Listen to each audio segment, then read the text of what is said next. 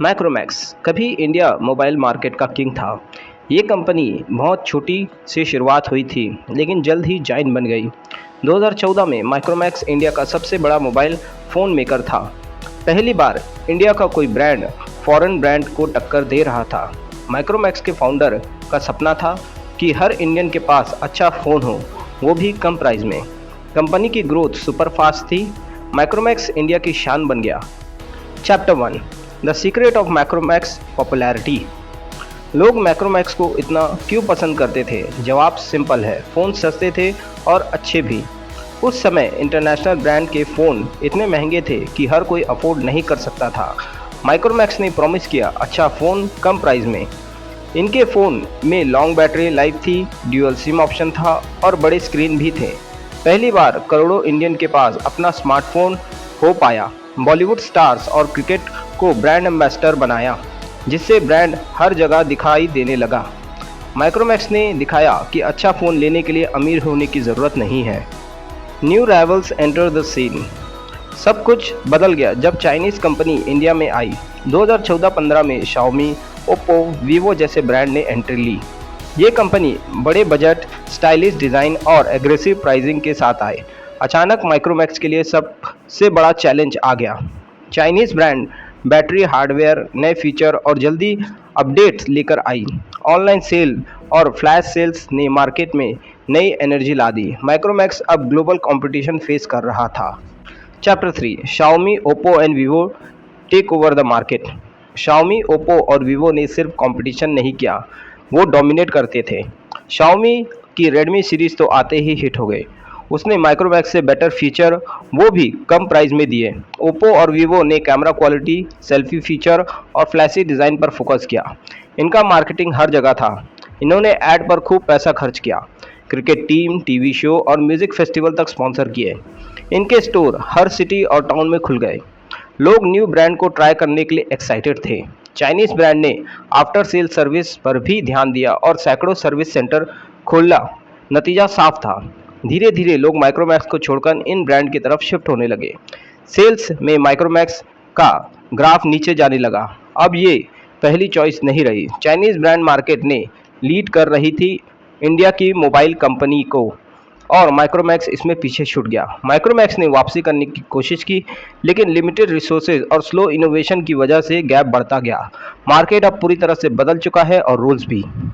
Chapter 5 where did it go wrong. Micromax ने शुरुआत में ही बहुत कुछ सही किया, लेकिन कुछ बड़ी गलतियां भी की। सबसे पहला, सॉफ्टवेयर अपडेट में पीछे रह जाना।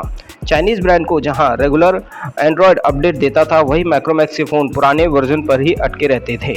यूज़र इससे परेशान हो गए। इनोवेशन में भी माइक्रोमैक्स पीछे रह गया।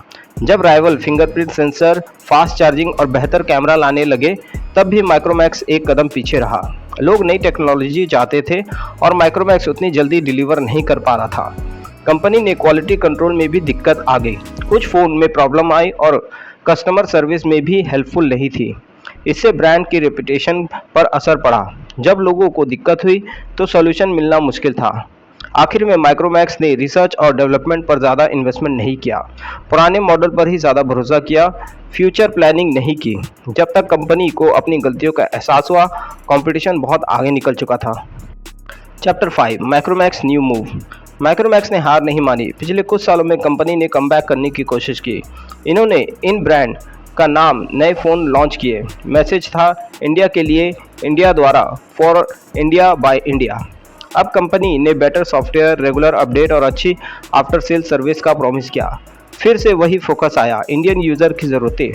फ़ोन में बड़ी बैटरी, स्टॉक एंड्रॉयड और कॉम्पिटिटिव प्राइस दिए। कंपनी ने फिर भी कस्टमर के साथ इमोशन कनेक्शन बनाने की कोशिश की। लोगों ने कहा इंडियन ब्रांड को सपोर्ट करो, मेड इन इंडिया चूज़ करने के लिए कैंपेन चलाए।